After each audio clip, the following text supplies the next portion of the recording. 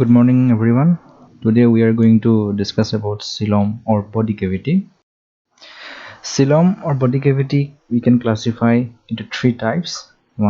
First is acoelomate, second is pseudocoelomate, and third one is eucoelomate, depending upon whether the body cavity is present or not in the animal kingdom. We can classify animal kingdom into three types like acoelomates, pseudocoelomates, and eucoelomates. Now we about the acoelomate. Acoelomate means there is no body cavity is present.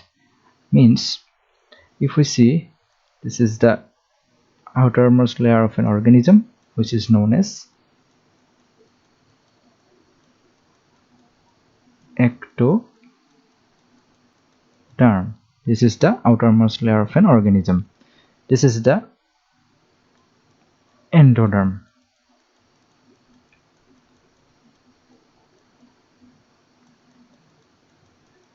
Say it is a lining of the alimentary canal. The area between this is called area between the ectoderm and endoderm is called body cavity. Body cavity. In case of acoelomates, the body cavity is absent, or basically it is filled with cells. Gottei area khinite কোষেৰে ভৰি থাকে, cell বিলাক থাকিব গোটেই area খিনিত। ঠিকে, এখানে কি বুলি কোৱা হয় এখিনি স্যাৰ টিস্যুৰে ভৰি থাকাৰ কাৰণে এখিনি কোৱা হয় acoelomate। ইয়াত কোনো ধৰণৰ সিলম পোৱা নাযায়, কোনো ধৰণৰ বডি কেভিটি নাথাকে। এটা এই এক্সাম্পল বিলাক হৈছে পৰিফেৰাৰ পৰা আৰম্ভ কৰি ফ্ল্যাট ড্ৰামৰ যিখিনি লোৱাৰ ইনভাৰ্টিব্ৰেটছ আছে সেইখিনি জায়গাত এই acoelomate বুলি কোৱা হয়।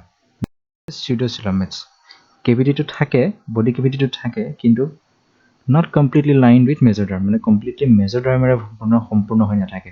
ইয়াত কি হয়, এইটো হৈছে ectoderm, আগৰটো নিচিনা এইটো হৈছে ectoderm, বাহিৰৰ লেয়াৰটো এইটো হৈছে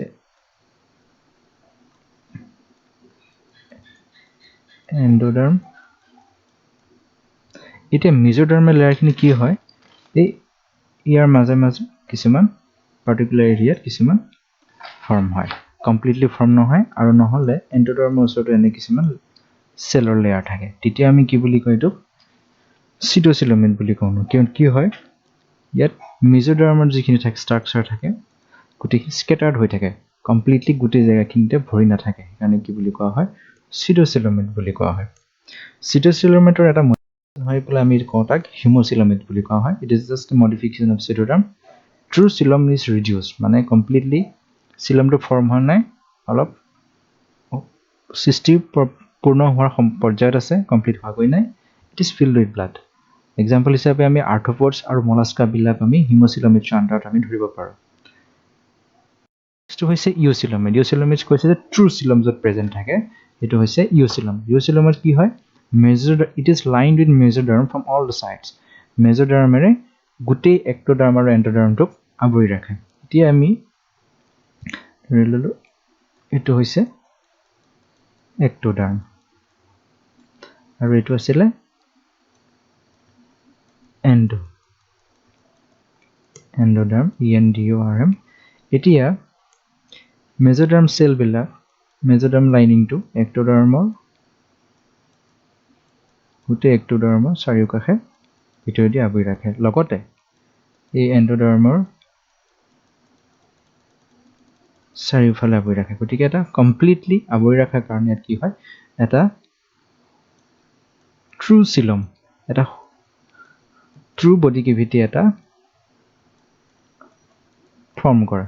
ট্ৰু বডি কেভিটি থকাৰ কাৰণে ইয়াক কি বুলি কোৱা হয়, eucoelomate বুলি কোৱা হয়।